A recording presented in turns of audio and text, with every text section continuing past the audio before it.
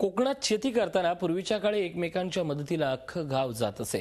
पारंपरिक पद्धतीने केली जाणारी शेती कोकणातून आता हद्दपार होत चालली आहे। मात्र संगमेश्वर तालुक्यातील कडवई गावातील शेतकऱ्यांनी हीच परंपरा एका आगळ्या वेगळ्या स्पर्धेतून जपली आहे। पाहूयात हा स्पेशल रिपोर्ट।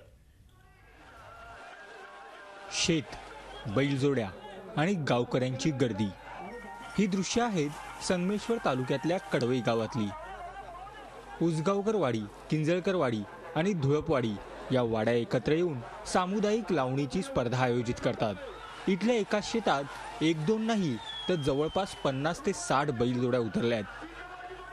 एका रांगेत नांगरणी करणाऱ्या या बैलजोड्यांकडे पाहून परेड तर सुरू नाही ना असा भास होईल। शेत नांगरून झालं की त्याच शेतात या स्पर्धेची सुरुवात होते। दोन टोकांना 2 झेंडे लावले जातात। नांगरातल्या बैलजोड्या आणि नांगर धरणाऱ्यांनी पहिल्या झेंड्यापासून धावायला सुरुवात करायची आणि दुसऱ्या टोकाला असलेल्या झेंड्याला वळसा घालून पुन्हा आपल्या मूळ ठिकाणी यायचं। जी बैलजोडी कमीत कमी वेळात हे अंतर पूर्ण करेल त्याला बक्षीस दिलं जातं आणि जी बैलजोडी झेंड्याच्या दिलेल्या रेषेच्या मध्यभागातून जाते ती बाद होते।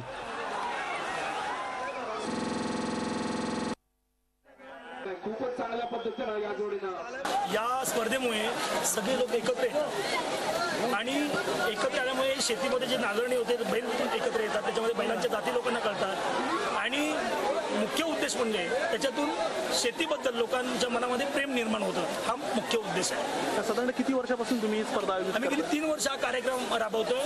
बैल हा माझा व्यवसाय, म्हणजे मला नाद होता तो बैल आणि मी शेती लहान मोठी करायचो।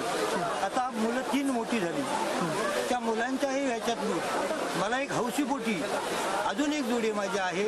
अशा हौशीपोटी मी 2 जोड्या ठेवतो, पण शेती करून जोडीची हौस करतो। बैलांना मुलापेक्षा त्याला लोभ लावून मुलापेक्षा खाद्य घालावं लागते। नव्या पिढीला सामुदायिक शेतीची ओळख करून देणं आणि शेतीपासून दुरावलेल्यांना पुन्हा एकदा शेतीकडे वळवण्यासाठी ही स्पर्धा आयोजित केली जाते। 50 गावातले तालुकाभरातले लोक एकत्र आले, त्यांना खऱ्या अर्थानं आनंद मिळाला।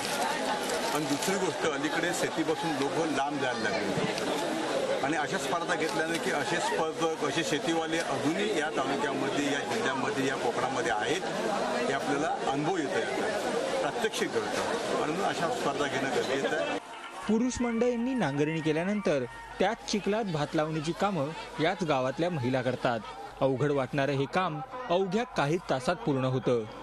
या स्पर्धेच्या निमित्तानं सामुदायिक शेतीसह माहिती आणि विचारांची देवाणघेवाण तर होतेच, शिवाय जुने ऋणानुबंधही जपले जातात।